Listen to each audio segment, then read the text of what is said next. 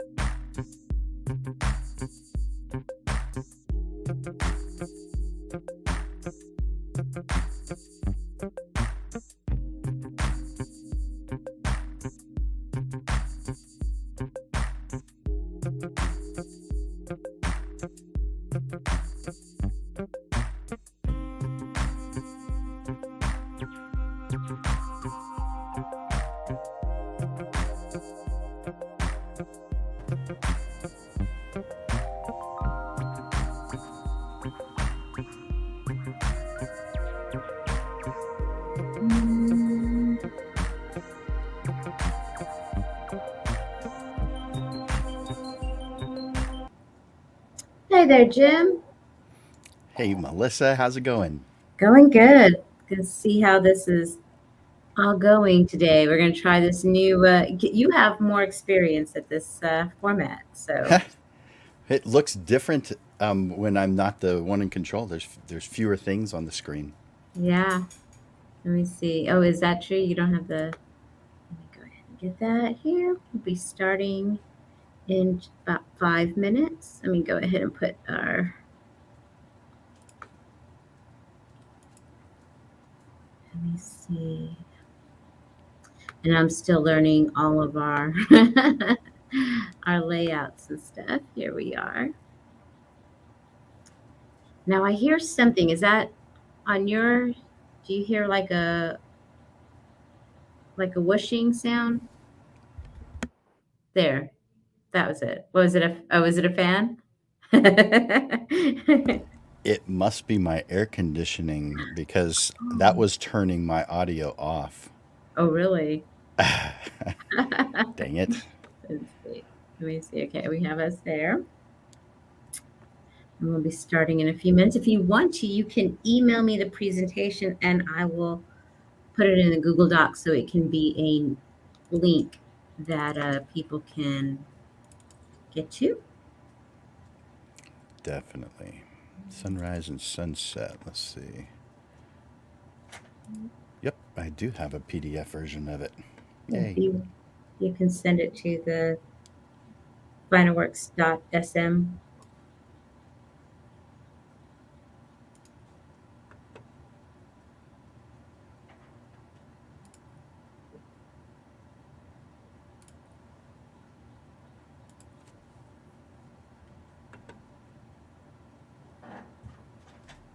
You see when we get James on here, he's trying a new print process right now, so it's pretty cool. Really? Yeah. Well, you haven't come in to get your canvas, so when you come, maybe we can show you this. Sort of. I haven't, but Robin stopped by yesterday. Oh, she did. I missed her. She stopped by. The client had called and said, I'm in town. I can come by and pick it up right now. And we said, we don't have it. It's at the lab. And he said, I don't know when I'll be back. Is there any way you can make it happen? And Robin said, I'll do it. And so she took care of it. She made it happen. Sprung into action and super She had to Robin drive. does. Yeah, that's right. She had to drive she drove there and back here to me so that I could sign it, put the sticker on the back of it, and then delivered it. Oh, wow. Yeah, she played Superwoman yesterday. Yeah, sure did. Is there do you have access to the layout format and share? You know how you can kind of change your screen options here. If you want a side by side with two speakers like you see us right now, or as a guest, are you not? Because then I'll go ahead and put those in for you when you share your screen. Well, they're little icons. There's about 6, 7, 8 of them that are right above where your will be right under the big screen and just above the little tiles of us talking. And if you don't, then I'm guessing it's a different format there for you as a guest. How about the share screen option? Do you have that? Down at the bottom, back. In your mute cam. By the way, you should have the that email. Yep, just came through. And yes, I do have share screen. Okay, great. I just got that, so let me download that.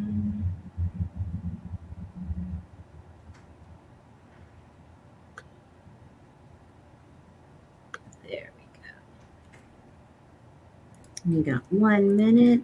Now we are changing up the format stuff, so we don't have the Zoom, but we actually did pretty well on having, just people kind of chiming in on the comments. The comment thing was pretty neat, so we've liked that. So hopefully, like I said, we'll see how it goes, changing up that format of not having the Zoom call, which kind of just kept everybody, right there, right away. So we'll see how it goes today. Let me get this in here. Cool.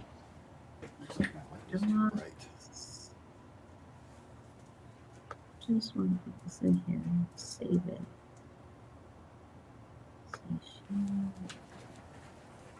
Hi, Craig. Here we go. First Thursdays. What's wrong, buddy? What are you looking for? I forget the delay. You were looking for something. Oh, I was looking at him. Oh, you were reaching something. Oh, I was turning the lights down. Oh, let me get that ready to go. Let me get that first Thursday. Where did it go? Should be here. Seminar. Seminar 2 ways, portrait, low light,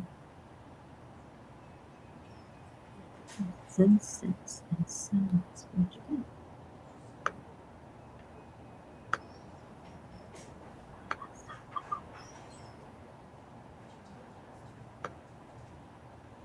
Okay, March 5.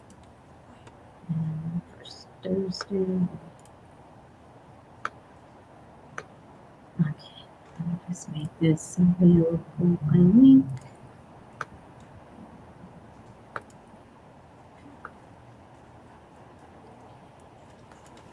Okay, this is going to be Seminar Sunsets.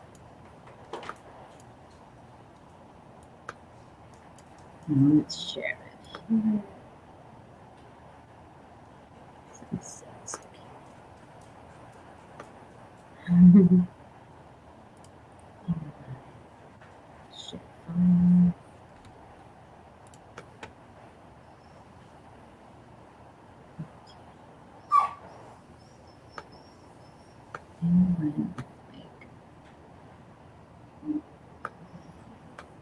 Okay, here we go.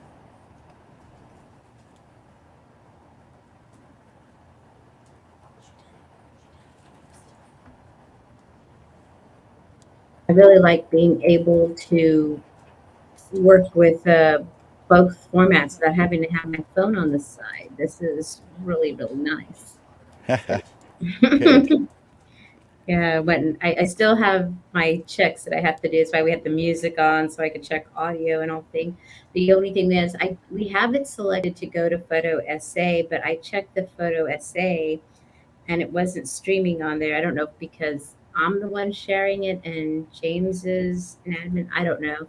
But and I noticed when I do the comments, it's only going to the FinerWorks YouTube and Facebook page. So I'll try and figure out the ins and outs of getting it over there to Yeah. the groups. Okay. Easier said than done. Yeah. Well, want to go ahead and thank you for doing these presentations that you do every month for us because they are a wealth of knowledge.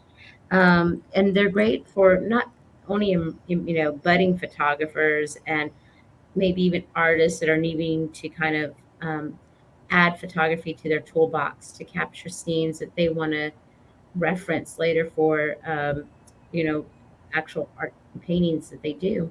So these are amazing, just like I said, wealth of knowledge. And Jim, you've been doing these now for, gosh, what have we been doing? January was like a year, so we are now in May. So Year and just a half. almost a year and a half now of doing the photo tips monthly with us. So and I will go ahead and turn it over to you and let you go ahead and kind of give an intro to what we're going to be talking about today. And let me Of see. And this course. should let you share your screen here too, and it'll pop a different format, I think, when you do. Well, let me try sharing my screen then and putting up my handout.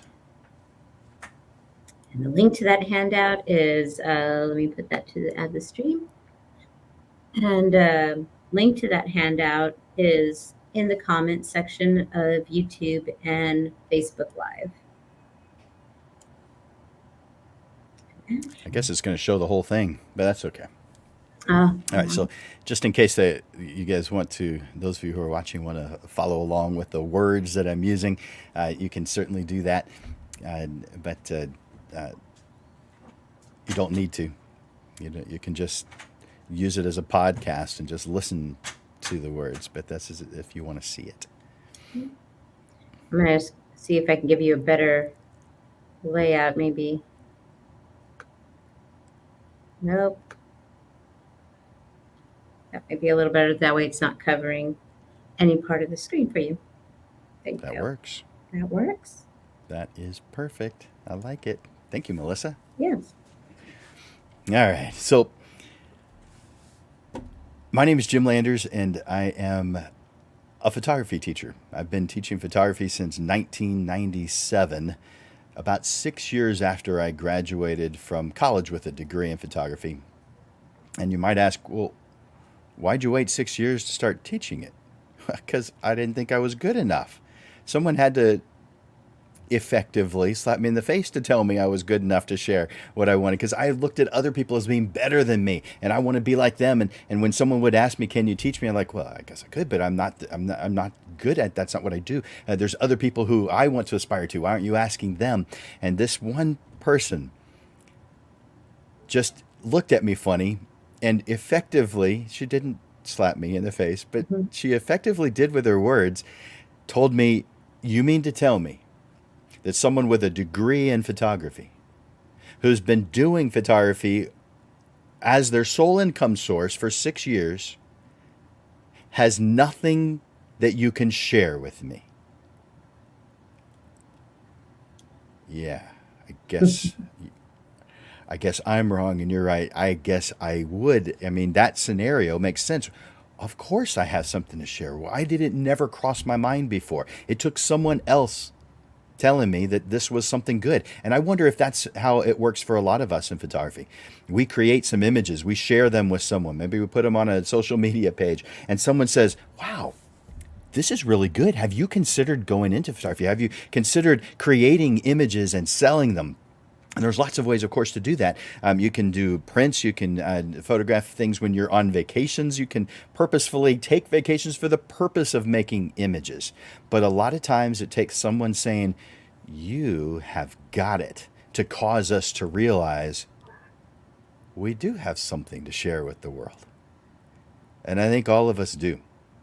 And so today I want to spend some time sharing my thoughts on photographing sunsets, sunrises, just outdoor images.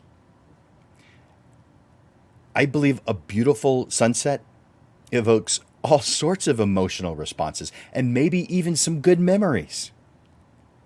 Maybe it inspires your artistic side, your romantic side, or maybe it brings you peace and calm.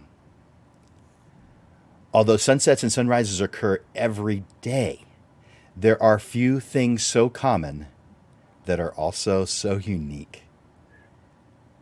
As the earth moves and the clouds move, a sunset continues to change from one moment to the next. We watch the bright colors of red, yellow, blue, purple, pink, orange, and gold turn to deep, dark blues. No matter where you are in the world, this is always a special moment in time. The best photographs, in my opinion, bring out emotion. They convey a story that causes greater understanding. So I believe that it's our responsibility as photographers and artists to make sure that our images say something to the viewer, that they have some sort of emotional impact. When we master this goal, the images we create are no longer just pictures or photos. They're elevated to photographs. People take pictures. We are photographers. We create images or create photographs. And yes, photography absolutely is art. And the more you learn the tools that are available to you, the more you'll realize that. Someone who looks at it on the surface level only, and a camera that has auto mode, pressing the button, I can see them not seeing photography as art. But there are over 100,000 different combinations on the average camera. And not everybody takes the time to even learn 20 of them. But those who do learn, you are able to create things that other people can't see, that someone can only see in their mind's eye and create because they understand the tools. That's why it's elevated to art. What do you think about that, James? I saw you come on just a moment ago, so I was thinking, how do I include him into this conversation? I'm just going to pull out something. The art is very subjective. So, it is. So that is the truth. But yeah. You've got the safe answer there. Yeah. Love it. All right, so I'm Did you want to say anything else? I'm assuming that you didn't. No, I kind of came in I'm still trying to regroup and kind of get switch modes because I'm Testing, printing.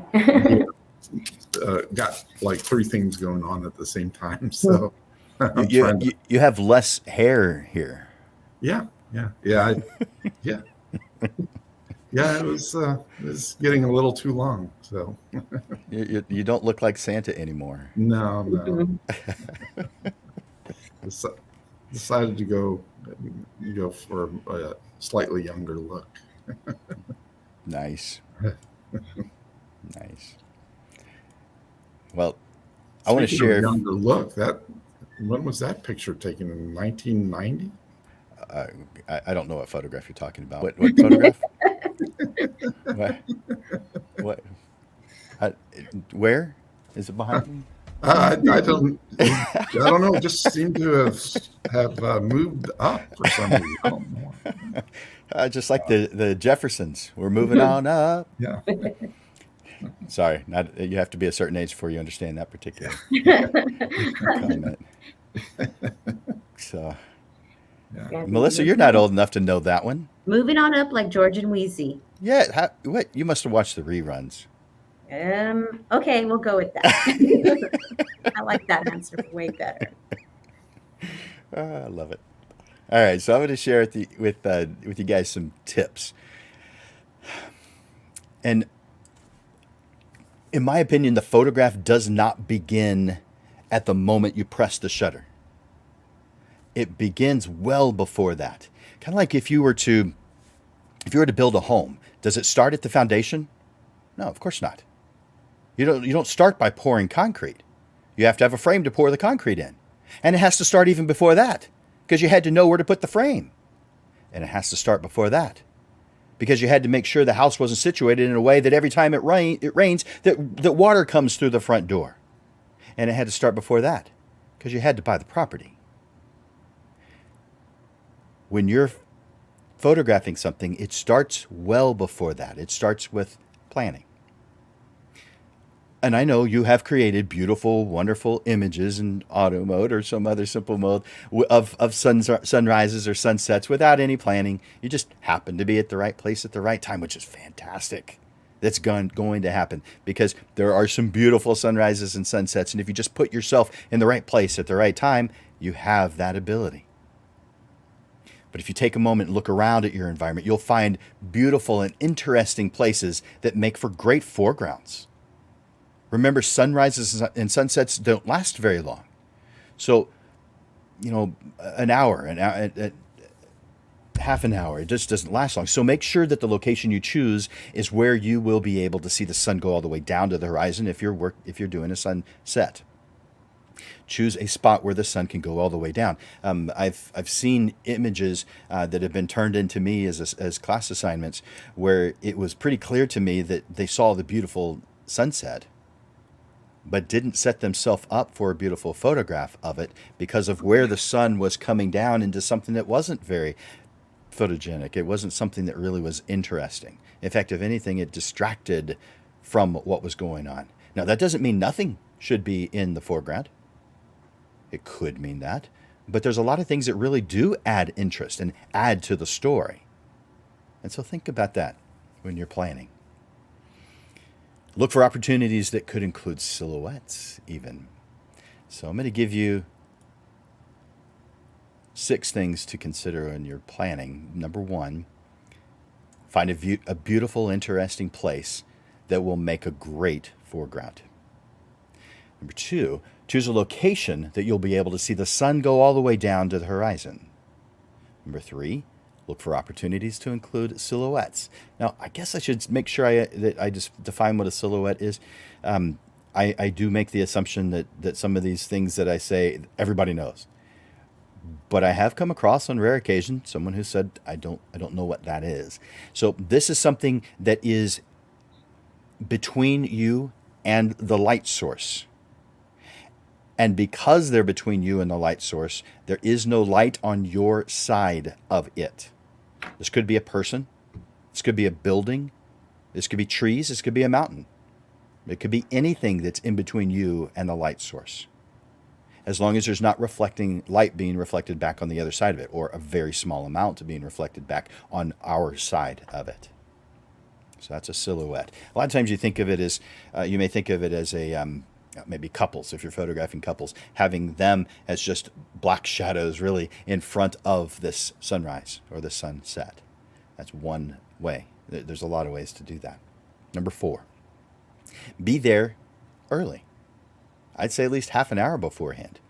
Last summer when we did the annual trip to Colorado, we got up at 3 or 4, I don't recall when, to drive out to the place we needed to be to make sure that we were in the right spot to be able to photograph the sunrise as it came up. And it came up, I don't remember now what time, but we were there 45 minutes early, and man, was it cold. I don't think any of us anticipated how cold it was going to be. It was the summer. It was late in the summer. It's still cold in Colorado overnight. But we chose this small lake, probably a man-made lake, but small lake to be in our foreground. Lots of beautiful trees around and this beautiful set of mountains. Oh. And the sun came up exactly where we thought it was going to be, even though we didn't use the tools we should have. There's photo pills and there's photographer's ephemeris and is it Blue Hour? No, goldenhour.com. There's several tools to help you know where the sun's going to be rising or setting, and I definitely recommend those tools. So we did it based on where we predicted it would be, and we were correct, but you really should use those tools to help you out with that kind of thing. So get out there early and have a good foreground, and man, will these images come out amazing. Number 5, bring your camera and your tripod. Well, of course the camera, but maybe not so, of course, the tripod. I want to set this up. I want to get it all situated and set up, and I want to be hands-free with it. If I need to have a longer exposure, before the sun came up over the mountains, I could see the sun coming up over the mountains because the area around the mountains started getting a little bit lighter, and then a little bit brighter, and then a little bit brighter, and then finally the sun came up over them. And it wasn't until the moment the sun actually, caught a ridge that we knew for sure where the sun was, because it was so wide. You'd think, well, it would be even, and you just pick the spot in the middle. Well, the spot in the middle was huge. It covered all of those mountains that we had in our foreground. So we weren't totally sure where it was going to be. But bring your tripod, because when you're doing those longer exposures before the sun comes up, or it's sunset after the sun has gone down, you're going to want to have a longer exposure so you can collect more light. Man, the sunset images, after the sun has set, it's gone, but there's still a little bit of light in the sky. You've got probably 20 more minutes to photograph before there is no light in the sky. A lot more time than you can see with your own eyes. Now, just so you know, you see at 1/24th of a second. But you're not limited to that shutter speed in photography. You can choose much longer periods of time, or much shorter, but in this instance, much longer period of times. Therefore, you can collect more light in a photograph with a camera than you can with your own eyes. In other words, your camera can create images that you cannot see. You just have to know how to use the tools in order to make those happen. So it happens here. It doesn't happen by accident. Those images can't happen by accident. You actually have to know what you're doing. Number 6, clean your lens. Clean it with a microfiber cloth.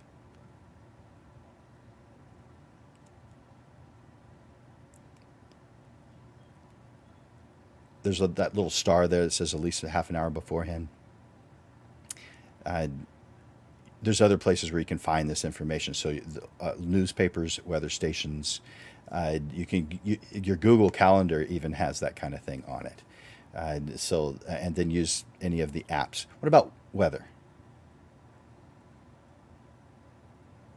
The weather people are fantastic. They're just not always right. So for instance, this afternoon, it was supposed to rain at 2 o'clock here in San Antonio. I had an outside private session between 1:30 and 3:30. We didn't call it off because we've learned over time that those high percentages of rain means within the viewing area there's a high percentage that it's going to rain, but it might not rain a drop where you're at. And it's amazing how beautiful the light is at those times or after a rain. So I don't let rain get in the way if it's predicted. I still get in that environment because the environment is unique. It's beautiful, even if it does rain. And by the way, most cameras are sealed, so rain's probably not going to hurt them. Saturation, that'll hurt them.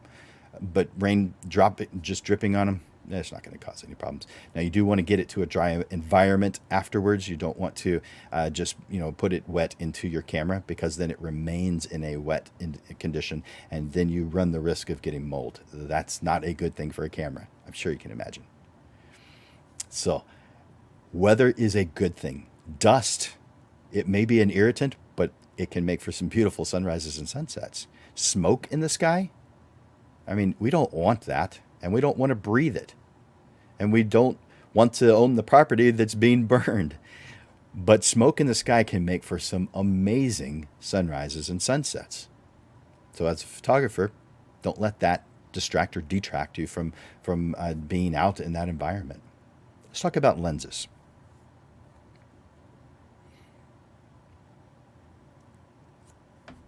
There is no one correct lens.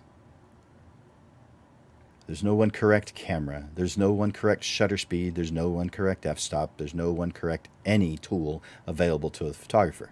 There's only the one that's right to help you reach whatever vision you have in your mind. That's the only thing that matters. For instance, if you were to go into a tool store, Home Depot, Lowe's, and you were to go up to the first person in that blue or orange apron and say, I'm so excited. I saved up enough money to buy a tool. What's the best one in this whole place? I think they're going to look at you like you're nuts. Now, they're going to be nice and say, well, it depends. What are you trying to do? Same thing in photography. There's no such thing as a best anything. And if someone says there is, it's because they have limited knowledge to share with you. Now, if you're talking about something very specific, then you can answer a question like that very specifically. But general questions like, what's the best camera? What's the best lens? You can't answer those questions. It's not possible, because they're just tools in a tool store. Even if we narrowed it down to just screwdrivers, what's the best screwdriver you have in this place?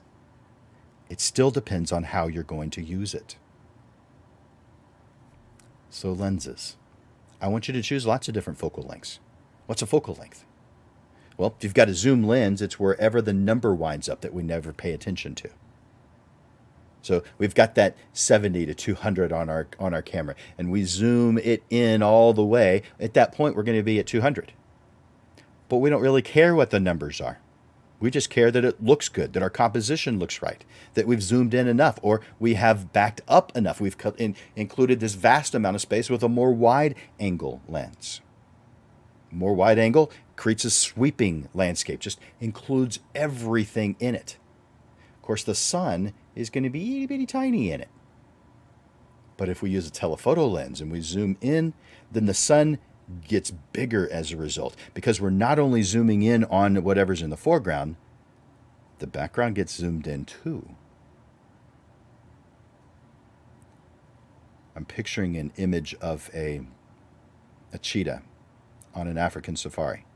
I didn't create this image, but this image was a cheetah who was on just this small hill, just sitting on top of it. And on the opposite side, behind the cheetah, was the sunset. It was going down.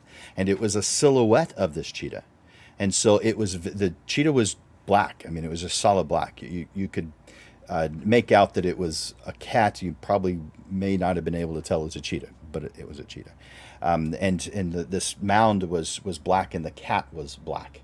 And then behind it was this red disc, the sun. And then it was darker red around it, and it did fade to black on the edges. So there were only two colors in this image, red and black. So it was a really cool looking image, but the sun was huge against the cap. Huge. And it's not because the sun's bigger in Africa. It's because of the zoom lens, the high numbered telephoto lens. By the way, zoom just means a variable focal length. It does not mean telephoto. Telephoto means you have the ability to zoom in, to be able to bring it in, but you can have a wide angle zoom too. A lot of cameras come with a kit lens that's an 18 to 55. That's a wide angle zoom lens. It's not a telephoto zoom lens. Zoom simply means variable focal length. The opposite would be a fixed focal length, but no one calls it that. They call it prime. A prime lens, where it's just one focal length. You can't zoom it. I guess you have manual zoom because you got to walk closer or walk backwards. That's just silly. All right, so depending on the camera you have, this changes, but I'm going to generalize. Any number greater than 50 millimeters, that's a telephoto lens. Now, if it's close to 50, it doesn't feel like one, but it is. It fits the definition. Anything higher than 50, telephoto. Anything lower than 50, wide angle. The 50 millimeter lens is considered a normal lens. It's about the only place where there's a standardization or a normal in a lens. It doesn't mean it's the right tool in all situations. It just means this is what humans see, not including peripheral vision. So just this area right here, the area you read in, you can see things that are out here if you've got good peripheral vision. I can see that my hand is out here moving, and I know it's a hand, partially because, well, it's my hand. But if there's some motion that's over here, you'll catch the motion, but you may not know what it is. And you certainly couldn't read something that's out here unless you already knew what it said. That would be from memory, not from vision. So 50 millimeters is right here. So anything that is tighter than that is telephoto. Anything that is wider than that, that's wide angle. So that's where that comes from. So I recommend that you use both. Now, it doesn't take the sunrise, the perfect spot for the sunrise or sunset. It doesn't stay there very long. So if you've got two cameras, I would recommend having both of your cameras prepared. Another good reason to have a tripod. One with one lens, one with another lens, so that both of them are prepared to go. You're ready. That's what I'd recommend with lenses. Man, there's a whole lot more that I could talk about with lenses. Lenses are so fun to talk about. They're just a cool tool. But I'm going to move on. Maybe I'll come back if I feel like it. But I'm going to move on to filters. Because filters could play a role here. They may not. You don't necessarily always need them. But it's just another tool in your photography toolbox that you should be aware of so that you can employ when you need to.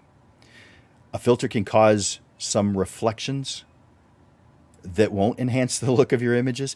So sometimes you don't want to have that on there on purpose. For instance, I generally keep a UV filter on my lenses all the time, but I keep them on there mostly for I call it insurance purposes. And the reason I say that is because if I'm walking around with my camera, and in this instance, I've told you to put it on a tripod. But if I'm walking around with my camera and maybe I'm talking with my hands and bam, I slam that lens up against something that can break it or crack the lens, I'd much rather buy a new UV filter than have to buy a new lens. So that's my main reason for keeping a UV filter on my camera all the time. Now, UV filters do have a purpose. There's in addition to the side effect, the insurance filter, there is a really good reason to have a UV filter on lenses. And there's good reasons to take them off as well. But a UV filter, if you were just holding a UV filter, it would look like glass. It would look like nothing. And so you'd kind of be looking at it like, what's this? You know, as far as price on these things, it's usually, you can get them cheap, like $30 to $50, but you want the one that's $50 plus. And the ones I usually put on my lens are $80, and they go up. And I don't think I've seen any that are a whole lot more than that, but that's about the right amount. But what this does, as far as let's say it's a landscape, either maybe it's an overcast day, or maybe it's after the sun has gone down, but there's still a little bit of light in the sky, or the reverse. There's still a little, there is a little bit of light in the sky just before the sun comes up. If you're looking after hill after hill after hill, the first hill looks clean and clear. You can see trees, you can see rocks, you can see leaves. But as it goes further and further away, it just starts looking like a cardboard cutout of itself. It starts losing the details of it. Part of that is UV related. Part of it's humidity related. I don't have a humidity filter, but I can reduce or eliminate the effect of UV light on humidity, like fog. Fog would be an extreme version of that, of course. And it's an accumulation of that humidity that causes that. Kind of, let's do fog for instance. For instance, if you're driving and you're looking out in front of you and it looks real foggy in front of you, it's because you're seeing an accumulation, a thickness of fog. That's what makes it look so darn thick. Because when you drive to that point where you were thinking, man, I'm not going to be able to see once I get up there, and you're able to see just like you were before, it's because it's a thickness. Right where you're at, there's not a whole lot. But when you're looking at it at a distance, it's accumulated. Kind of like when you photograph anything, you're taking something that is three-dimensional and flattening into 2 dimensions. That's just an example of extreme humidity. But with just regular humidity, you see this effect where the details of things that are further and further away go out, and they have this blue-gray tint to them. UV. That is UV light's effect on humidity. We can at least reduce it or even eliminate it, which makes your image look clear. Now, there's a lot of images that look fantastic with that, and I wouldn't eliminate it. I would take that UV filter off in that instance. But if I want to be able to see it slightly clearer, more sharp, then I'm going to leave that UV filter on in that instance. But if I'm photographing directly into the sun for that sunrise or sunset, it has the potential to be one more reflection of light inside my camera, causing lens flare. And so in that instance, I will take it off also, just to reduce by 1 the number of reflections. That's only shooting direct or slightly off in your camera towards this, in relationship to the sun. Let's talk about polarizing filters. I would say use them when the sun is not directly in the camera. So when let's picture a bright day where you're photographing the scene, and the sky when you're photographing it just goes white. It's just so much light that even though it looks light blue to you, it photographs as solid white as paper. Well, the kind of paper you see on your screen right now. So if the sky looks like that, then I want to use a polarizing filter. I want to put that polarizing filter on the end of my lens because, and once, by the way, it has 2 rings on it. Once you screw a polarizing filter onto your lens, there's another ring. There's 2 rings. The outer ring continues to turn. Now, not on its own. You have the ability to turn it. And so as you turn, you'll notice it changing. Kind of like if you have sunglasses that are polarized. If you're wearing sunglasses that are polarized and you tilt your head to one side and you tilt your head to another side while looking at the sky, you'll notice that the sky gets darker and lighter, depending on which way you're turning. Of course, if you're doing that while on the road, other people are going to wonder, what the heck is he doing? So maybe you don't want to. But that's how you can tell if you're wearing polarized lenses, that or you're the one that bought them and it had a little polarized sticker that you had to take off when you got them. But this is an effective tool on a camera, and it works kind of like horizontal blinds. You know what horizontal blinds are. A lot of people have them in their home. We do. But it's, just the horizontal blinds will turn like this and they're closed. And then as you turn them, they open up and the light is passing through based on the turn of those horizontal blinds. This effectively is what's going on with a polarizing filter. It's allowing one direction of light to pass and block another direction of light. So you could purposefully allow in direct light or purposefully allow in reflected light and reduce or eliminate the reverse. So that's a cool, it's a great tool for when that applies. Now, the its side effect is contrast. It increases the contrast of like clouds, increases the contrast. Its effect though is to either enhance or reduce reflection. So if we are in an environment and we let's say we're in a small town in the town square, and we're just walking through and we see some cool thing in their window, and we photograph it without a polarizing filter, we may get a better photograph of the reflection than what's inside the window. Now, if that was our goal, great. But with a polarizing filter, we can enhance that or reduce that, depending on what your goal is. We can enhance the reflection, if that was our goal, or we can reduce and many times even eliminate the reflection altogether so that we can see clearly through that glass. But if I'm doing sunrises and sunsets at the moment of that sunrise and sunset, I'm probably not going to use it. I might use it later, a little bit after sunrise or a little bit after before sunset and a little after sunrise, because it works really well in that instance. But if the sun's in the frame, I'm probably not using it.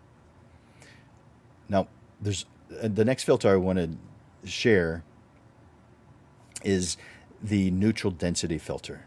And you can see on my screen that it says graduated neutral density filter, because there's more than one type.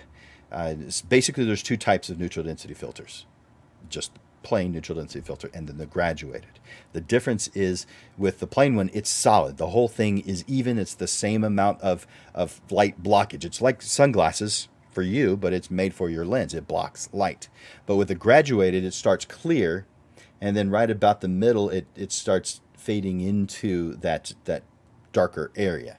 And so that makes it where you can photograph something. Let's say you're photographing a sunset, just so that you can picture this in your mind. The sun's going down, and the hills or the mountains or whatever that's in your foreground have less light on them because the sun is behind them. Now, there may be things reflecting some light into them so that you can still see them. They're not solid dark yet, but they have light. They're just nowhere near as bright as the sun is in the sky.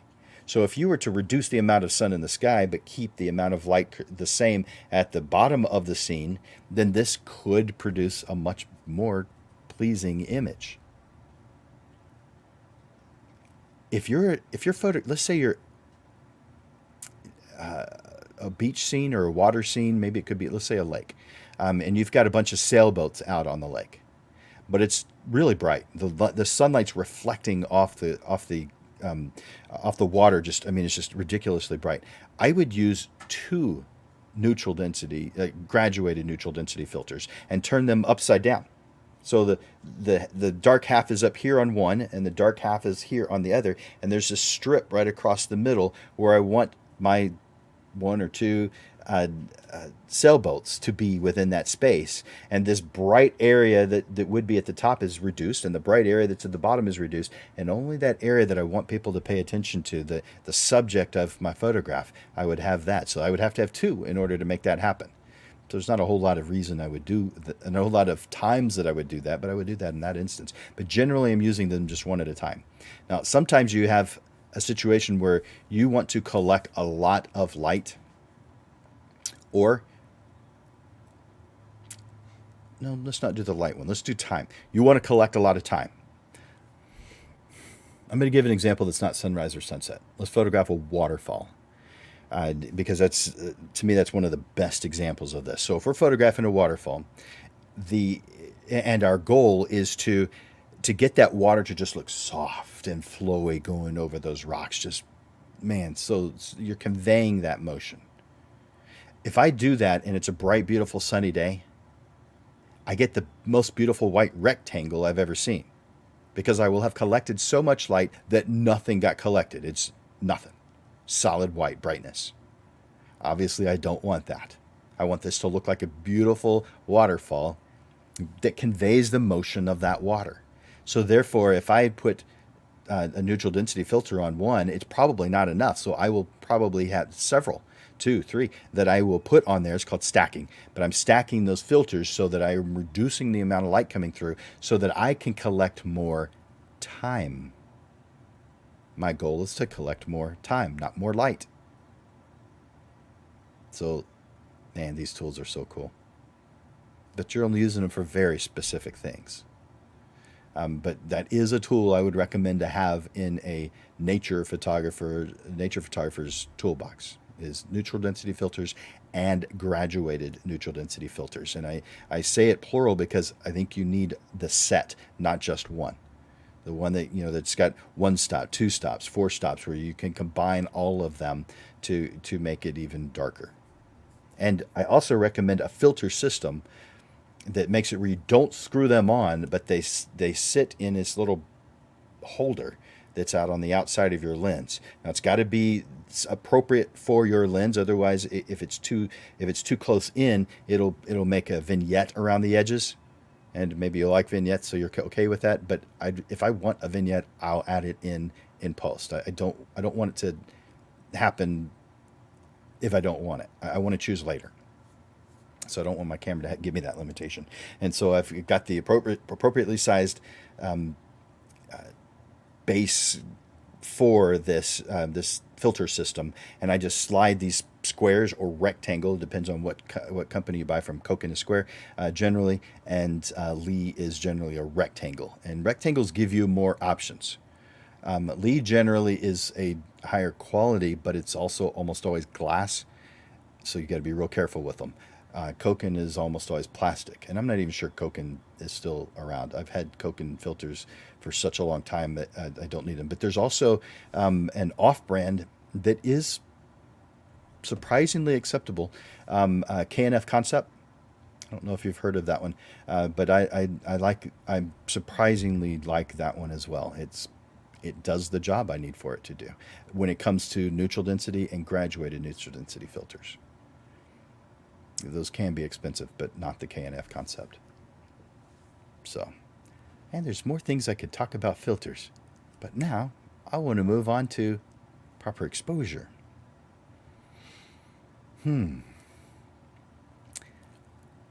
This is the number one reason why colors don't come out the way you expect them to.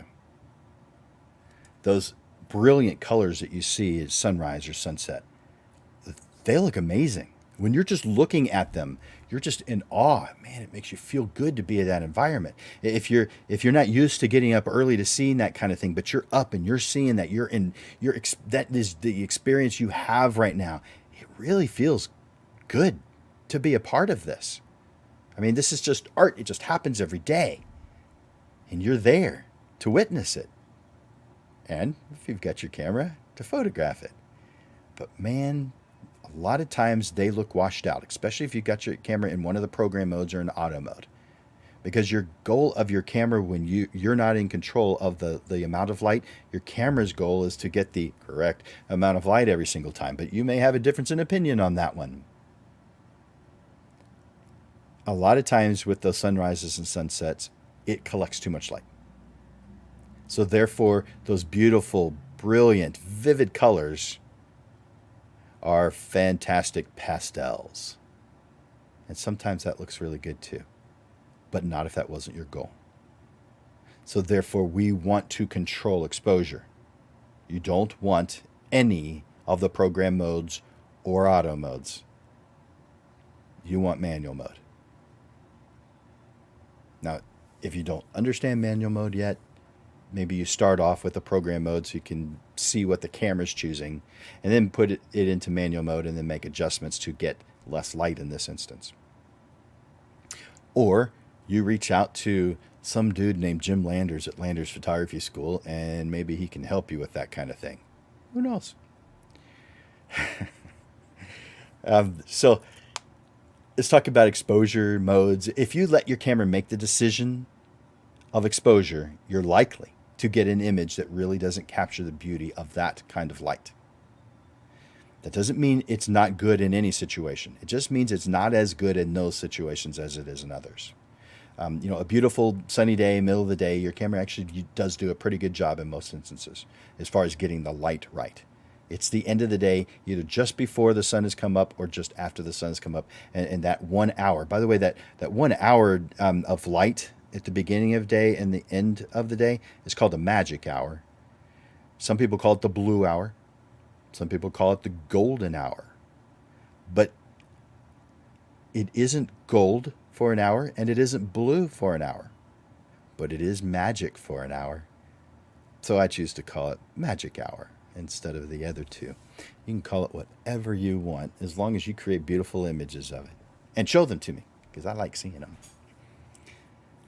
So often the images in the program modes or auto modes are overexposed because the sky is still relatively light. There's not a whole lot of light in it.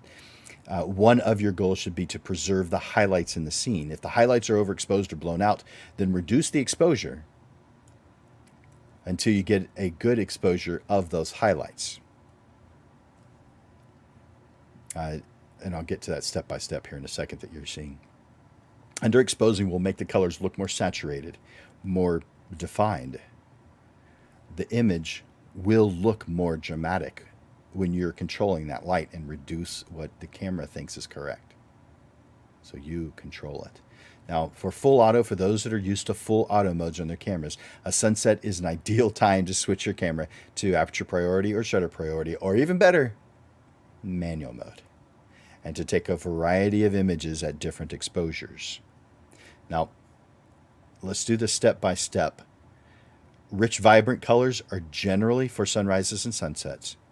Rich, vibrant colors are generally going to be an underexposure of a stop, maybe two. Generally speaking. Each image is different. Each goal is different. If you want pastels, just putting it in auto mode probably will get that for you. But if it doesn't, then you can purposefully overexpose, and that'll make those bright, beautiful, vibrant colors more pastel, which can be beautiful too. I'm not telling you one way is better than the other. I'm telling you that your way is best. I'm just telling you how to get your way. Number 1, switch the mode dial in your camera to program mode by turning it to P. This is if you are totally uncomfortable with manual mode. Put it in P. Number 2, press the exposure compensation button. That has a plus and a minus on it. Check your manual if you don't know what that means, but it's usually just right here or up here. It's right up here with your handle on your right hand, the plus minus symbol, and it is sometimes back here on the back. I've seen several cameras where it's back here on the back, right close to the viewfinder. Set the exposure compensation to a negative value to purposefully underexpose the image.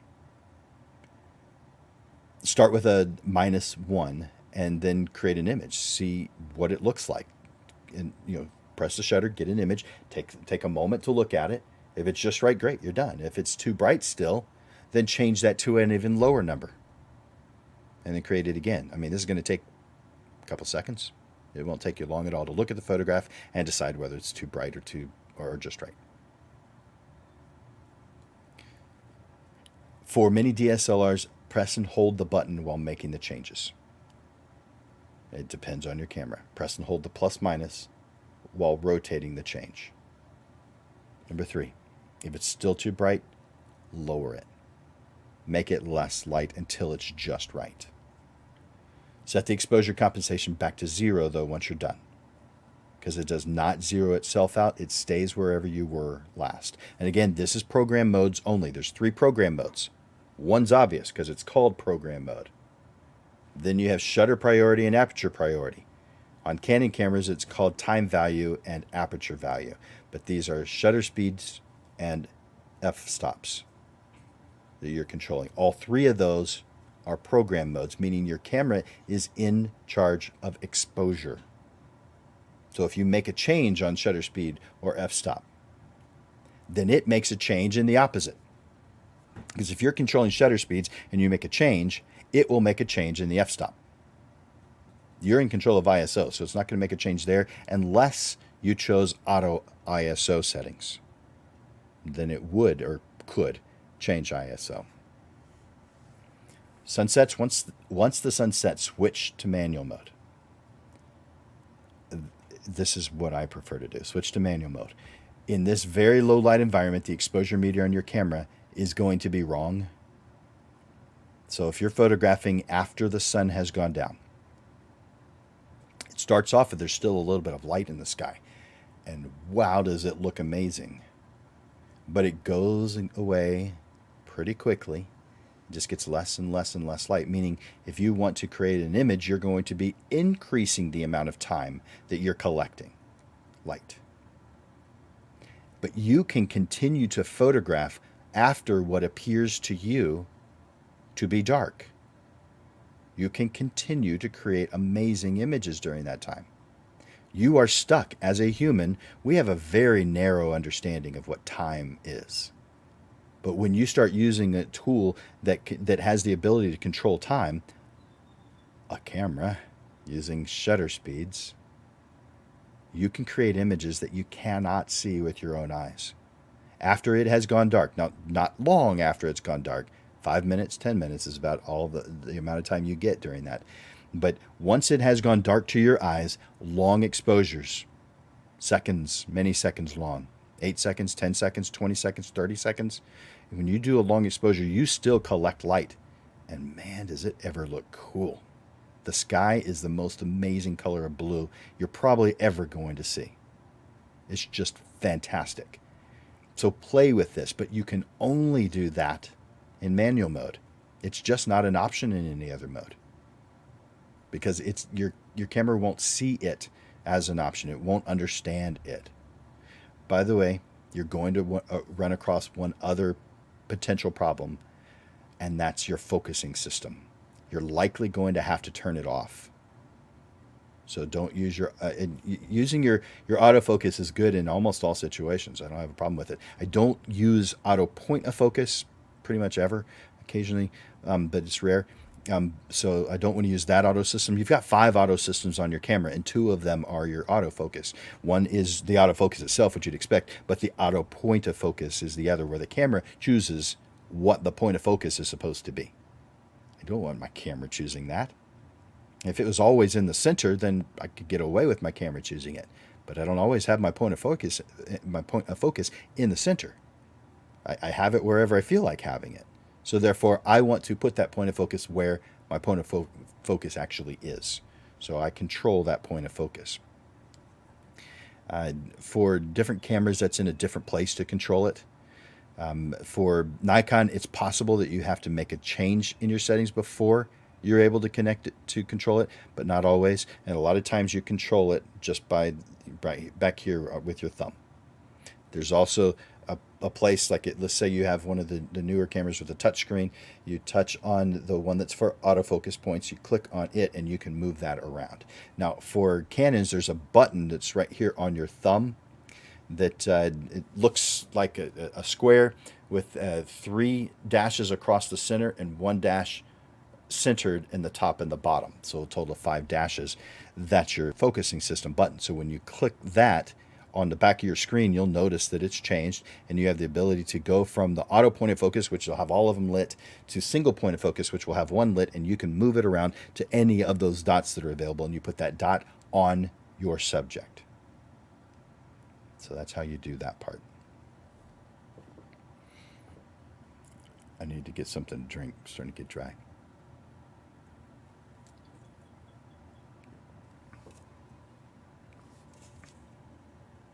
Ultra Fiesta, appropriate for San Antonio. Maybe a couple of weeks ago it'd be even more appropriate because Fiesta. Yep. A different time of year too. They say like a couple of weeks earlier than we're used to. Mm-hmm. Yep, that's right. So let's talk briefly about ISO. I'd say set the ISO at 100. We're going to control the amount of light with our f-stop and with our shutter speed. Now, why would I say 100? You may have this understanding, and it's not wrong, that the lower the amount of light, the higher the ISO is going to have to be. Potentially that's true. Potentially. But generally speaking, the higher the number of ISO, the more grainy the image becomes. Now, with newer and newer versions of cameras, there's 3 light variables. ISO is one of them: ISO, shutter speed, and f-stop. But ISO is not actually light, it's an algorithm. And as technology improves, ISOs keep improving. Shutter speeds don't improve, they're a constant. F stops don't improve, they're a constant. Now, you may get a lens that has a greater range, but they're still the same no matter what. Not with ISO, though. Different camera brands have different quality levels ISO, and as the technology keeps getting better and the code that people who know how to code keep writing it and make it even better, everything about it, the image sensor, there's a lot of variables and pixels that make up the image sensor. This technology keeps on getting better, and so I think at some point we won't even have a discussion about losing quality with ISO, with high numbered ISOs. I think that's where we're heading. But today, for most cameras, we still need to be concerned with it. And we don't want to raise that ISO number unless we have to. So I want to keep my ISO on my camera low, like 100.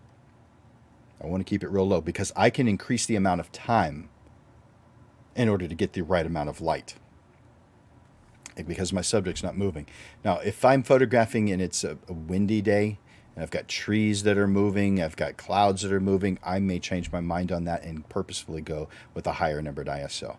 But let's say everything is still. There is no motion whatsoever.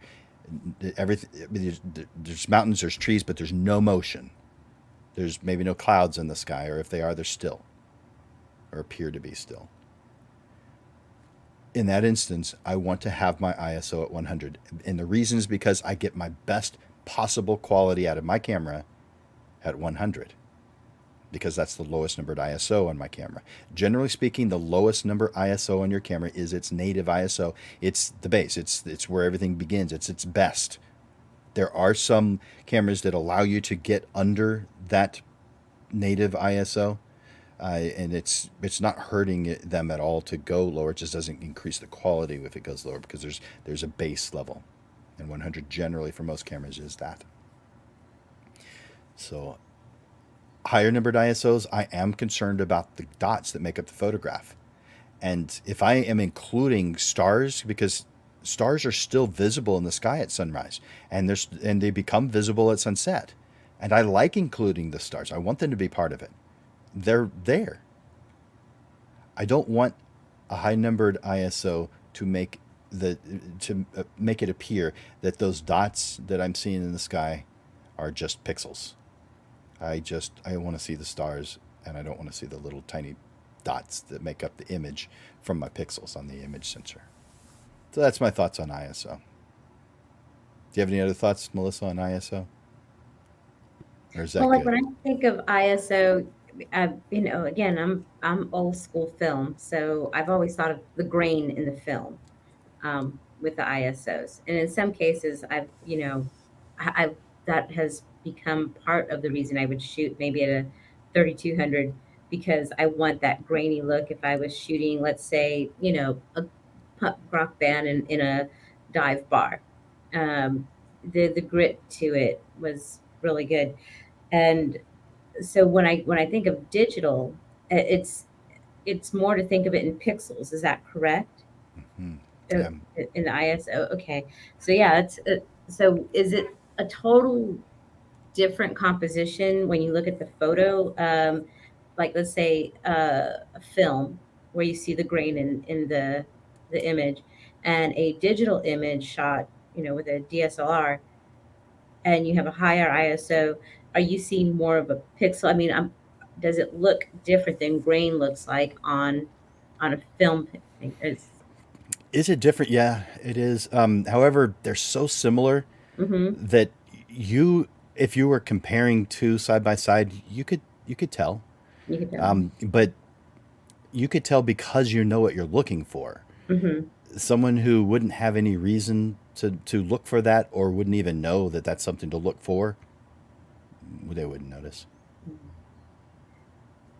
And do you find that time of year on shooting, photos affects what you're going to set your eye? It Like does. sunsets and sunrises, when you start getting into, reason I wanted to have it for right now is that during spring and summer we get those dramatic high contrast sunsets and sunrises.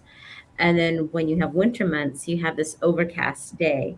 Does, polarizing filter help with something like that? I like to use a polarizing filter when there are clouds because it helps to define the clouds just a little bit better. Now, I'm not always going to do that. Mm-hmm. However, it appears to make the shadow parts of the cloud, the dark parts of the cloud darker, and the bright parts of the cloud brighter. It actually reduces everything. It takes light out, but it's just the perception. It makes it look more contrasty, and I like that in my clouds. In fact, if I was photographing black and white and photographing clouds, I'm going to put a red filter in front of my lens because I want to maximize that. I want that sky to go dark and the clouds to be fluffy white things with lots of contrast in them against the sky.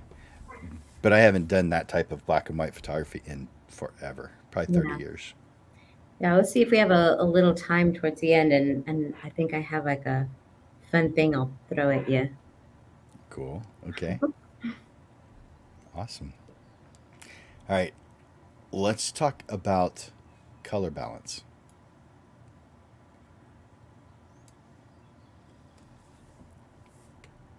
I want you to photograph in RAW. And so color balance really doesn't matter in camera when you're photographing RAW.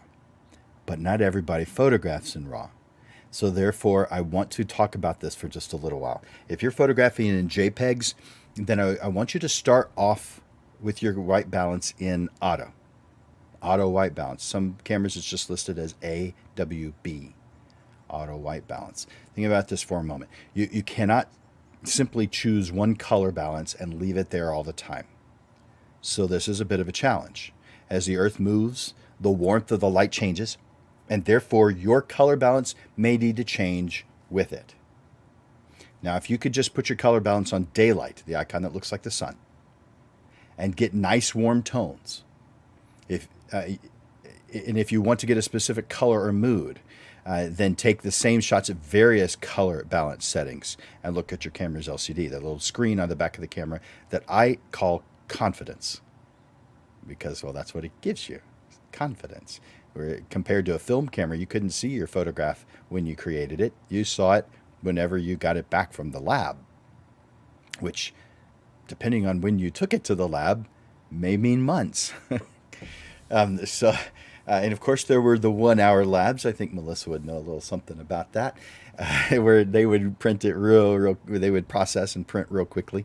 But really don't see 1 hour labs anymore. That was something that was incredibly common. Even most grocery stores would have it.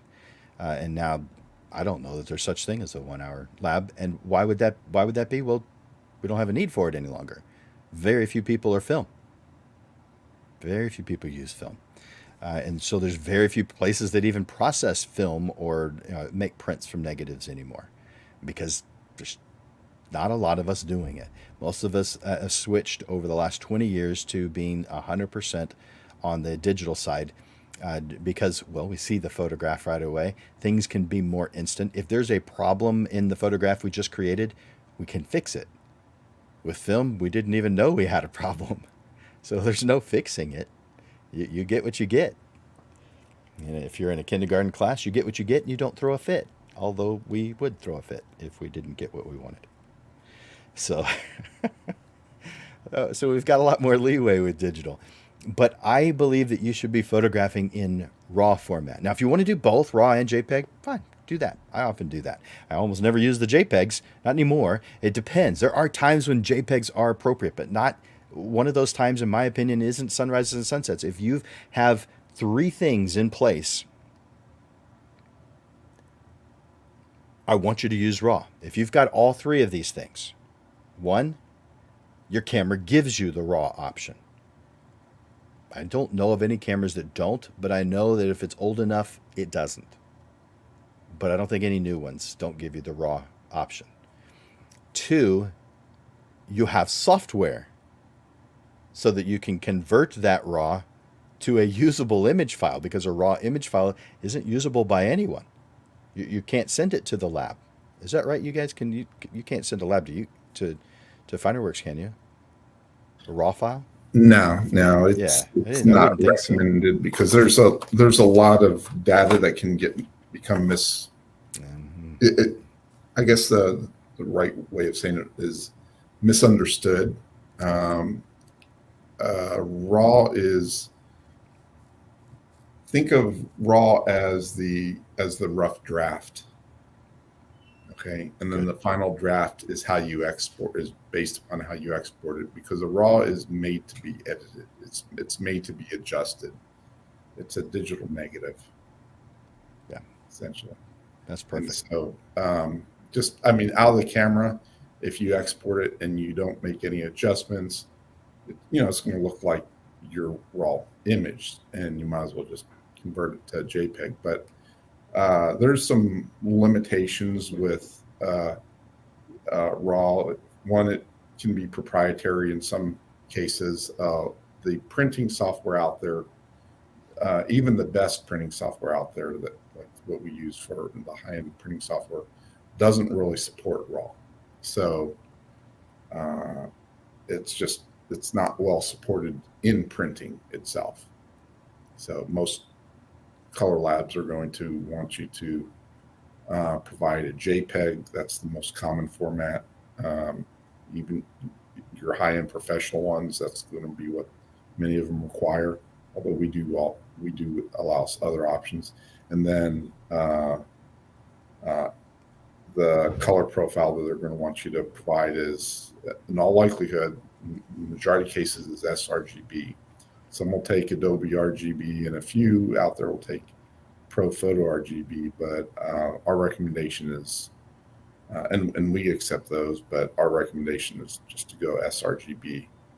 It's a lower color gamut, but there's not a printer out there that's going to be able to match even sRGB in color gamut, because that's a RGB color gamut is so much wider in range than any print could ever be. Okay. Cool. So yeah, I think most people do know what raw is, but I know not everybody does. So, raw doesn't get rid of any information. JPEG actually does. It gets rid of information that you probably don't need to keep, but probably is taking more control that a lot of us photographers want our cameras and software to take control over. And so, for instance, say a JPEG file. Let's go to an extreme. Let's say that you chose black and white in your menu, that you created in black and white. If you create a JPEG file, it will delete all color information. It just doesn't exist any longer. But if you create in RAW, the image that you see on the screen on the back of your camera, what I call confidence, that image that you see will be black and white. But that raw image is raw. It hasn't had any processing done to it yet. It will still be in color. So that's an extreme version of raw. Doesn't take any of your whatever you've told it to do into consideration. So for instance, let's say you took it off of auto white balance, you change it to something else. It'll show up on the screen on the back of your camera as whatever color balance it was that you chose. That's what it'll show. But the raw image won't have that. It won't exist. So it doesn't. If you're photographing in raw, it doesn't even matter what your color balance is. It's an irrelevant variable. Because you are responsible for, number 3, knowing how to use the software to make changes. And so you see, you've got to have these 3 things in place. Your camera has RAW as an option. Number 2, you have the software so that you can convert it. And number 3, you have the knowledge of how to use the software. And if you don't have those 3 things in place, maybe you don't want to use RAW. Not yet, but you do want to learn how to do that, because RAW is the better file type in most situations. And I say in most situations. Let me give you an example of where JPEG's actually better to create in. And that's when speed plays a role. If I've absolutely got to get these images up, I've got to put them on a website now, right now. They're created, they go up on the website. Then JPEG's where I want to be. I want to create in JPEG because I don't have to go through the processing time that it takes for RAW. RAW does take time. It may not take a huge amount, but it does take time. JPEG is fast. It's already, when it's written, it's already in a file that is ready to go in lots and lots of different uses. I mean, pretty much every software program can handle a JPEG file. Let's see. So if you continue to read that, it says you can manually adjust white balance in most photo manipulation software programs like Adobe Photoshop or Lightroom. And I use that combination. Now, real quick on those, I do get questions often of which should I get, Lightroom or Photoshop?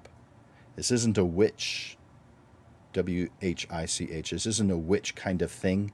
This is a both kind of a thing. In fact, if you go to Adobe and adobe.com and you go to their photographer bundle, they have both of them together. And it's only, depending on which option you get, because you can have online storage, it could be as cheap as $10 a month. Is that right? $10? Or is it $20? It comes out of my account automatically, and I don't even think about it. I mean, when something's that low and it's a software program I really have to have, I don't even think about it. I mean, I can't even get lunch for $20. Well, it depends on where I go. I usually take somebody with me, though, so.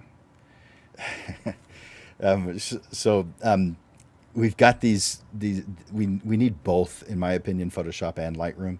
And Lightroom is a fantastic way of organizing your photographs. It isn't the only way. There's lots of other organizing tools, and I want you to research them. If you don't know which one you want to use, research them and find which is best. I really like Lightroom, how it's set up. It makes it very easy for me to go through the photographs. It makes it easy for me to find them. And if you tag them, put tags on them, it makes it where you can find them within folders. So to, show me all the images of mountains, and no matter when you took them or what folder you've placed them in, you could subdivide them that way if you've tagged them correctly. So lots of cool things you can do with these different software programs, but that's for another time. If you do shoot and roll, you do not have to worry about changing color balance at all. You can just leave it on the auto white balance. Composition techniques. Your camera comes in horizontal and vertical. You do not have to pay extra to get vertical. I know that sounds dumb, but I am picturing a very specific instance where someone was so happy to show me their photographs, and every single one of them was horizontal. It was their vacation photographs. Every single one was horizontal. Even ones that are pretty darn obvious should have been vertical. Let me give you an example. You're photographing really tall trees, or you're photographing the Eiffel Tower. At least one of your images should be vertical, right? Well, every single image this person created was horizontal, and I commented about that. I said, did you not feel any reason to turn your camera on its side and get a vertical image? And he just kind of stared at me like, that never crossed my mind.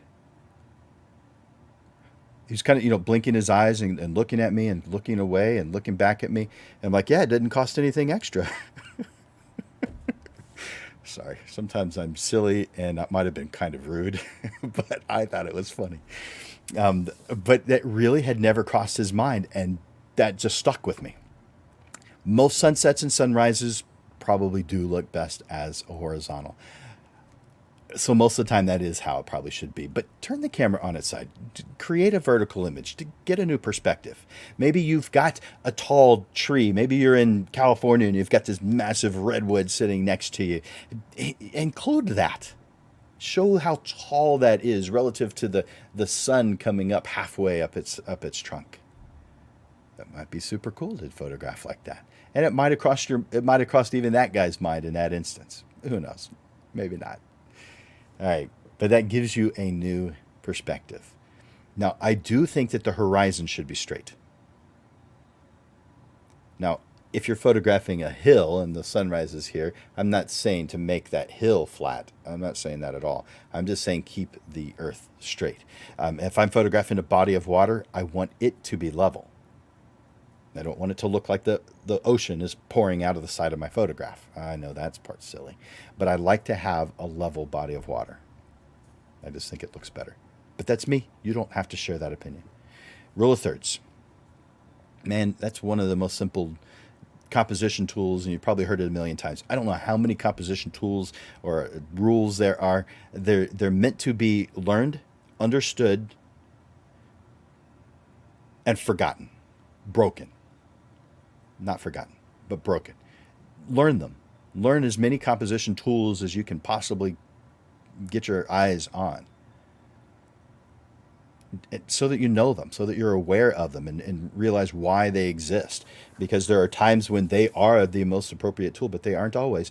You still need to create an image that you feel is amazing with or without those tools or those rules.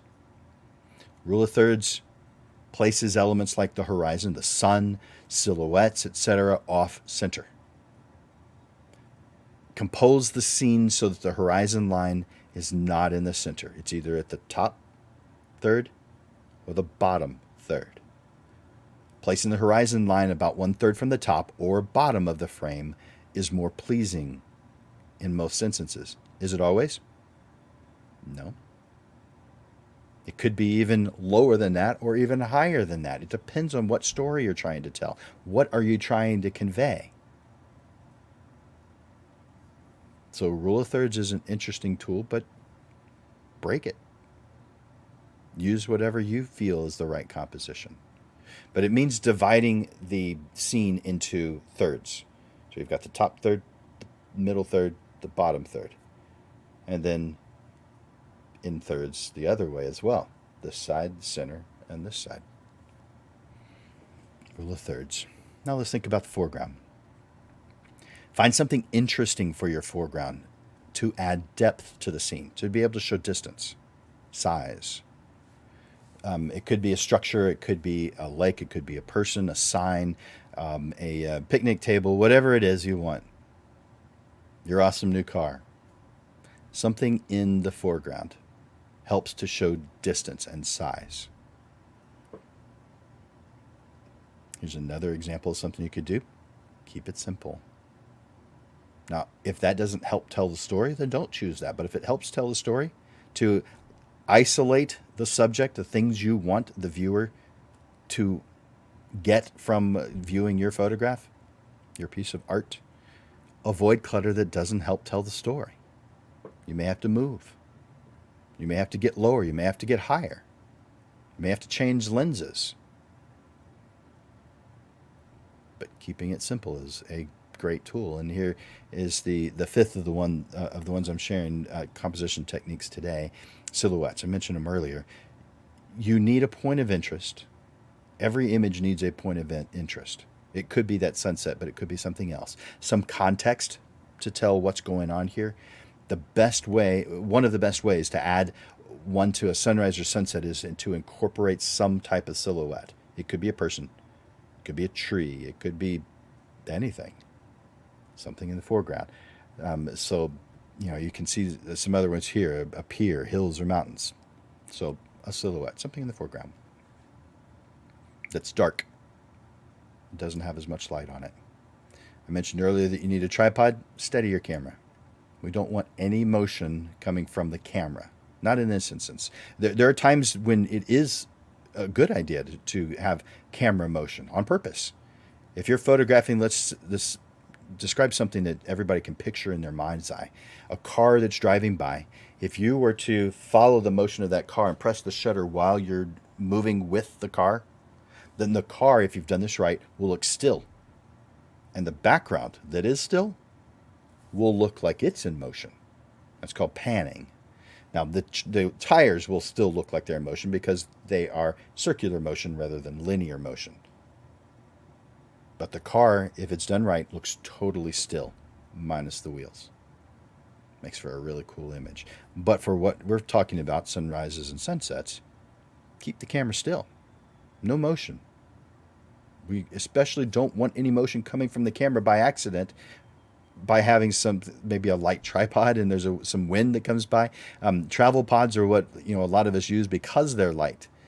I would recommend, if you're using those, to weigh it down once you've got it to the spot you want.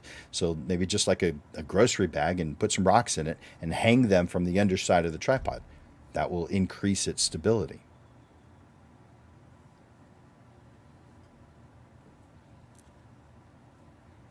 I mentioned a couple of things on here. What if you don't have a tripod with you? Set it down on something, a rock, a fence post. There's several things and environments that you could probably use.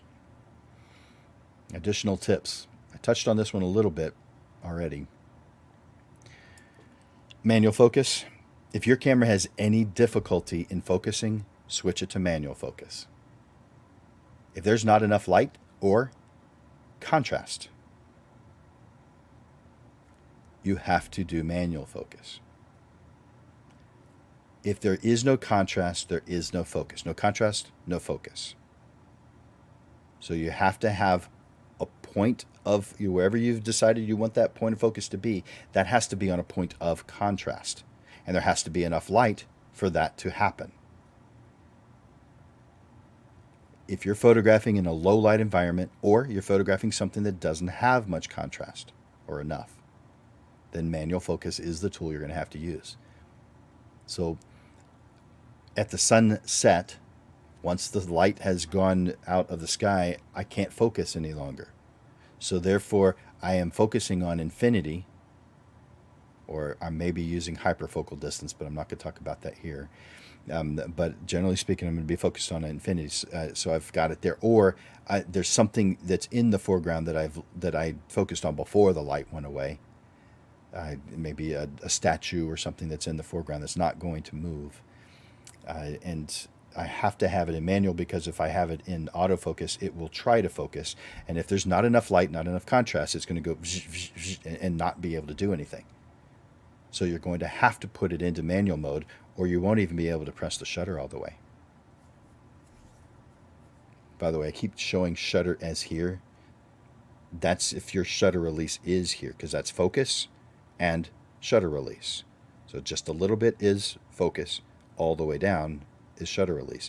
But you can change the shutter release to be here on your back, at the back of the camera, back button focus, where you press in the autofocus button on the back, and that way this trigger up on front is only for focusing purposes, and the one on back is for triggering purposes. Did I just say that right? Anyway, I think you got the picture.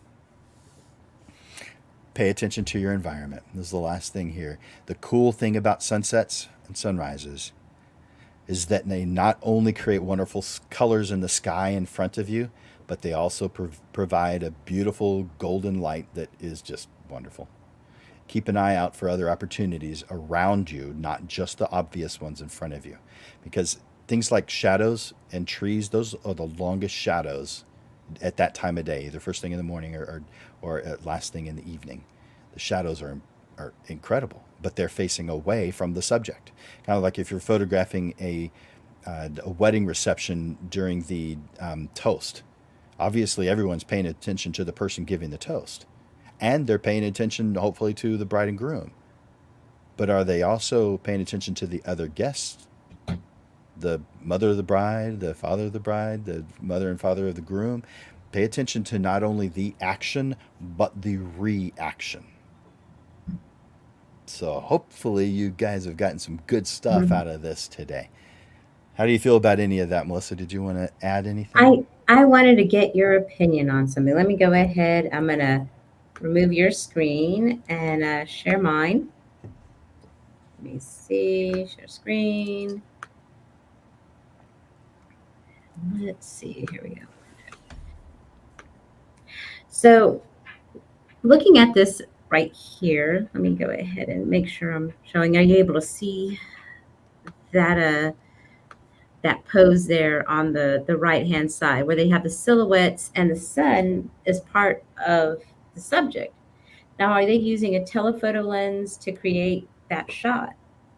Like you were talking about the cheetah and having that there, it would be a telephoto lens. And this has been, if you keep looking at some of the smaller pictures, you'll see how they have it where the sun has traveled lower and lower. And this is, again, a planned shot all the way through. But how does one create that shot? This takes some teamwork Mhm. because you're not going to be close enough to these people to just talk to them. You're going to Mhm. be yelling at them, or it'd be a whole lot better if you had some Bluetooth and you were in their ear, because you're going to be a good distance. This is at least a 200 millimeter lens, probably. It probably is a 200 millimeter lens, and so you're just really not all that close. I mean, you could yell at them and they'd be able to hear you, but you can lose your voice pretty quickly. But you're going to just ask them to make these certain poses, Mhm. and you're going to be telling them, bring it in, bring it out, but you're also going to need to move yourself just a little bit Yeah. to make it just right. And so, they're planning this out beforehand. They probably had some images to go by, or at least they had a drawing, because the people who are in this have to have some reason, some visual in their mind, because what they're seeing is nothing in front of them. From Correct. their point of view, this isn't the sun that they're playing ball with.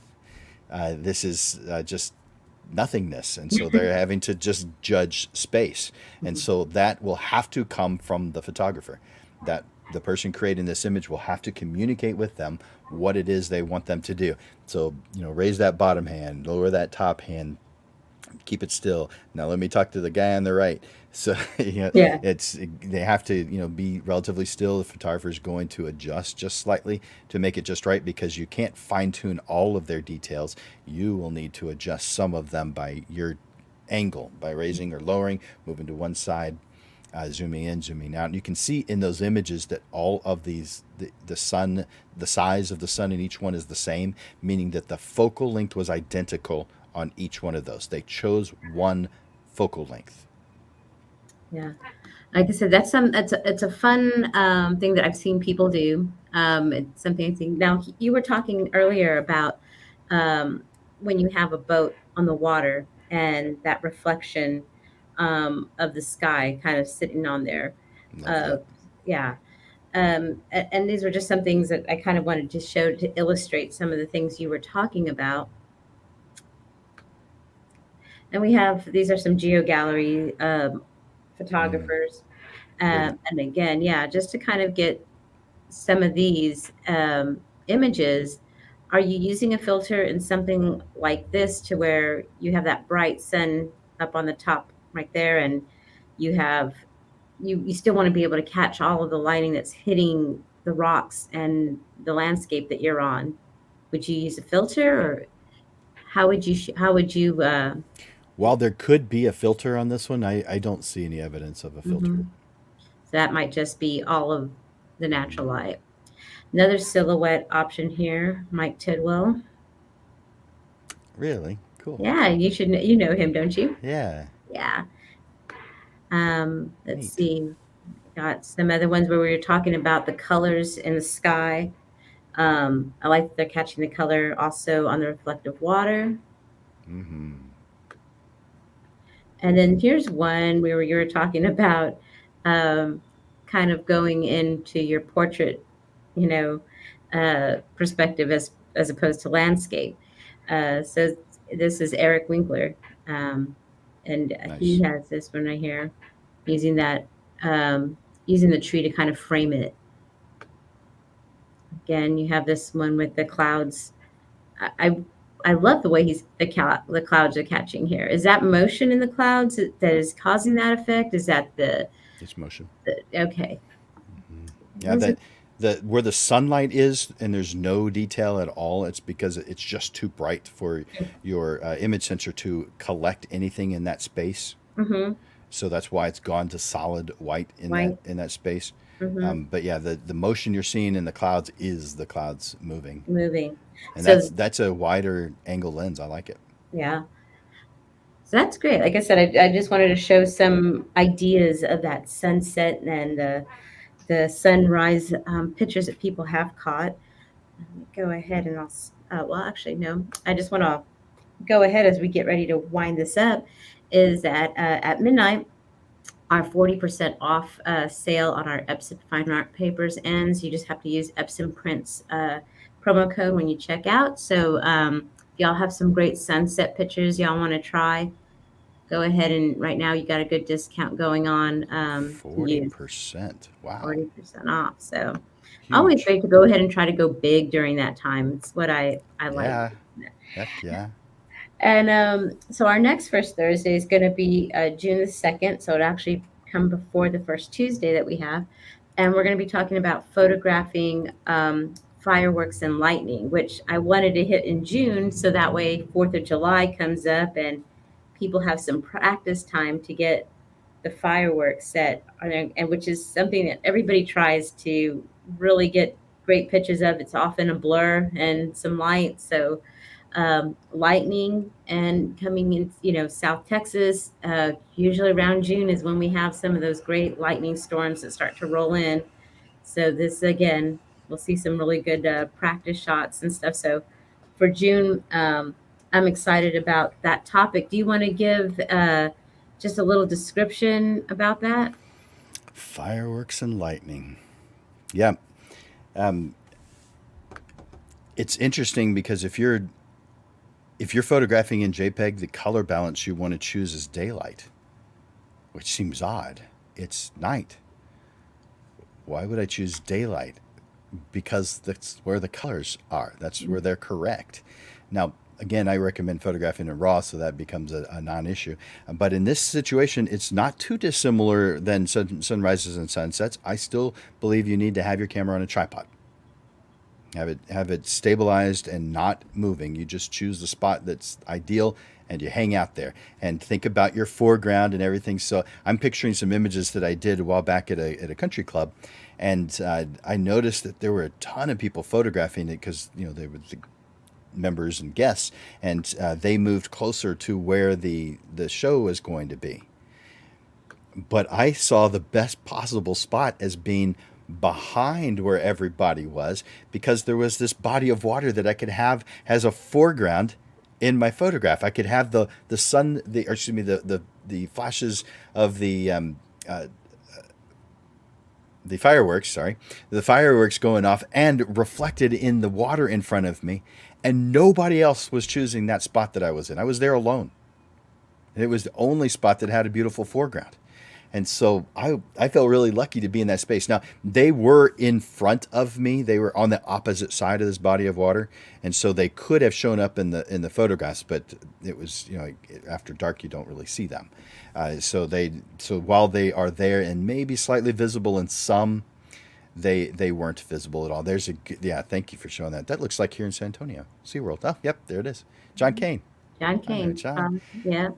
So yeah, those happen at least during the summer months every single day at SeaWorld, and that body of water is, They're I like, believe that's there at SeaWorld. I think yeah, I think that's part they're of their man-made. little lake. Hmm. So he's chosen a fantastic spot because you can see the light reflecting. Now in over there, they do it on their that little island in the middle of the Hmm. lake. So pretty much everywhere is going to have this. But this is kind of cool because of, I think, that foreground with the whatever the plants are that's in the foreground, and the little island, and then the roller coaster behind, and so it Hmm. just adds a lot to the story. And notice he hasn't put the horizon right through the center, Yep.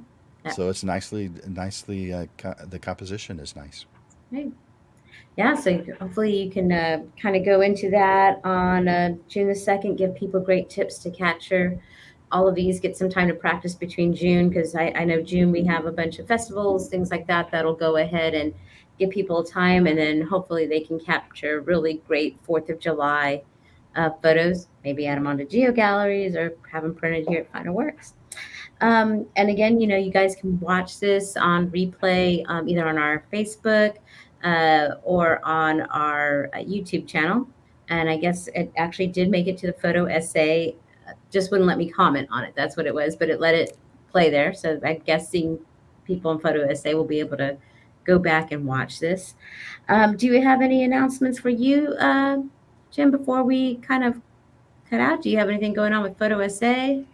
We have a photo essay meeting a week from today, but I don't know who the speaker is going to be yet. Ah, okay. So yes, we're going to have it. It's going to be at the Dominion Country Club. Hmm. but I can't tell you the specifics. Yeah. I can tell you the time and the location. Hey, that's So it's good. 6:30 at the Dominion Country Club.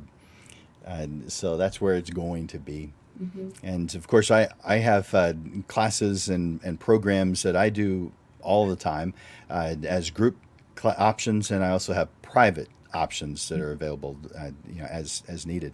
And so someone could go to landersphotoschool.com. Thank you for putting that up. Hmm. And when you click on that workshops and classes link, that gives you a several different options. The overview is the best place to go for that to begin. And then you can see several different things there: classes, workshops, seminars, programs, and whichever one seems to be the right choice for what you're looking for, someone would click on any of those. They generally go all to the same place uh, because there's a menu on the left side all the way throughout. So that left side is all the menu of different types of classes: intermediate, advanced, seminars and workshops, programs, private classes, private coaching, all that kind of good stuff is there. And so, since COVID, we've had a lot more private classes, just one on one, where someone spends time with me. Now, that is the more expensive option, of course, because you're not splitting the cost between other people. Hmm. But that's where a lot of people are going. We have the E3 program that's going on right now, but it already started, so it's not an option. But it's for the business side, for Hmm. those who actually want to earn a living with photography, and it is mostly on the portrait side, so it wouldn't be on the nature and landscape side of things. Well, Jim, and again, I always end up writing little notes here on the stuff, and I I'm love it. trying to settle on a camera, but it's like I want a camera that's going to end up doing everything. And I have my idea for photographing is a lot like my brain. It's a little ADD. So it's like, okay, well, I need it to do this and I want it to do this. Oh, well, this camera sounds good for that, but Hmm. this camera sounds great for this. So I may just have to invest in a whole bunch of them and just get several and use them as I need them. That's funny. Because I used to, I think I probably have six or seven, what do you call film cameras when I used to shoot. And I used to keep different lenses on it depending on what I have to do, especially if I had to do candids or sports events. I always had a couple of different cameras with the lenses are set. I don't have to kind of pull out things, and it helped, you know. So I may have to just do the same thing with digital cameras and get in there. And I Yeah. mean, a lot of people try to do this with their phones, but there's just something that a DSLR camera is always going to do better than a phone because of the lenses, the options that we have there. So, yeah, we appreciate you taking your time and going through these steps and helping people kind of, open their eyes to a whole other realm of creativity. Well, I appreciate you saying that. Thank you. Yeah. Of Well, course, you have I, as a photographer, I appreciate all that you are doing, because you a lab doesn't have to do these extra things. A lab has to be good at printing, and packaging, and delivering a good product. And so when you guys do so much more than that, you've got these live streams that you do in the classes, and other things that are prepared for us artists and lots of different types of creatives. When you're helping us in ways in addition to that, that's over and above. And I guess I'm speaking for creatives and photographers, but thank you for all that you're doing. Thank you for expanding beyond what the only thing that we really expect from you, which is beautiful work, but expanding into the other things of helping us to create the beautiful work, and teaching us about different print methods, and which things work best in different combinations. All these things that you're adding, this value added services, and you're not even charging us creatives anything for it, is fantastic. Thank you for all the work that you're doing. Oh, thanks. Like I said, we like having this platform for our customers and people just wanting to learn. Like I said, so it's a great platform. And again, thank you so much for contributing. You're welcome. Well, we'll see you Thank next you. month, and hopefully we see you in here. So That's right. come by, check out And some what stuff here. and that promo code that was Epson Prints Yes, it for was, 40% off. That's a yeah, fantastic deal, and that's for today. That ends at midnight at today. Okay. So yeah, Central Time. So come and check it out. It's Epson prints, and you would just put it in on at checkout. Nice. Great. Well, All Jim, right. hopefully we see you soon. Thank you. Have a great day. All Bye. right. Bye bye.